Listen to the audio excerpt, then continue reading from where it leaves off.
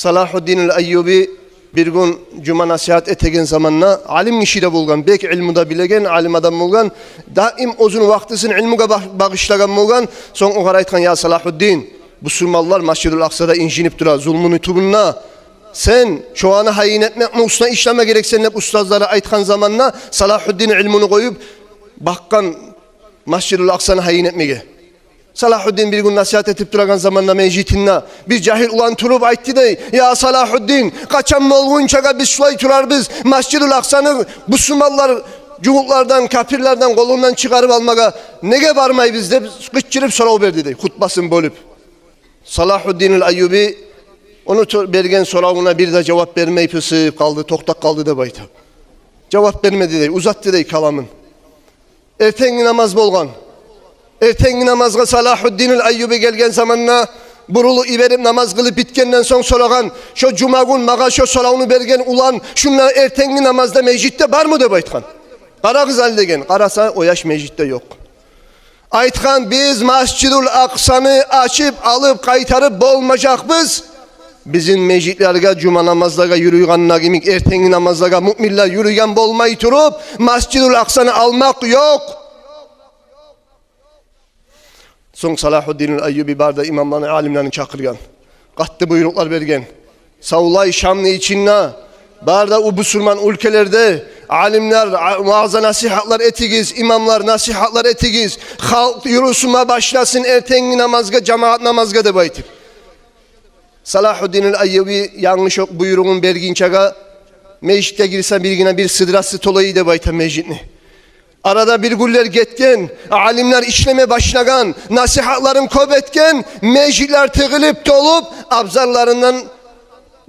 abzarları da tolayı da bayta Salahuddin el-Ayyubi halkın kopluğundan meclitte girip olmayı kaldı da bayta. O zaman da Salahuddin aytti dey, buna hali enni yaray Masjid-ül Aksa'nı açmaga barmaga. Buna hali biz hazır biz. Hali biz hazır biz.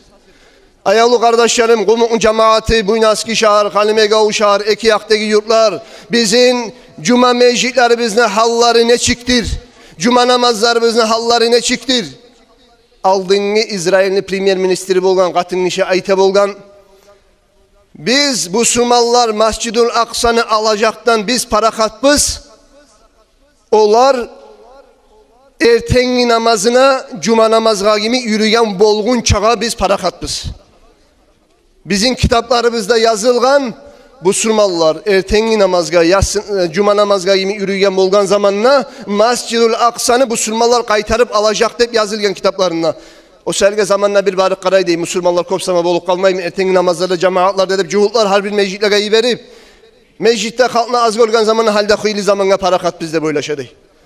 O sayılı kardeşlerim, bu saat Palestin'deki ahullar Masjid-ül Aksa'nı açıp alıp olmayı kallığı bizim taksiri bizde var. Biz cemaat namazlara cıyılmayız, ümmet yuhlayız kardeşler. Ümmet uyanıp olan mı ertengi namazga uyanmayımsa? Ertengi namazını yuhlayımsak, meclitlere barmayımsak, cemaat namazımızı kılmayımsak, nizatını söyleyip olabız, ümmetler, hukumatlar uyanganını süyebiz. Ya ozubuz uyanmayız. Başlap. Hakim ozundan başlap ertengi namazga uyanağım olmaya gerek. Çoğal biz uyanma başlagan zamanla ertengi namazga da teheccüd namazga da turup Müslümanlara dualar etme başlagan zamanla inşallah görarsız nasrun minallah ve fethun qarib, kömek Allah'tan gelecek, utmaklık kop yuğukta bulacak Palestin ahlulara da başka yerdeki zulmün içindeki Müslümanlara inşallah.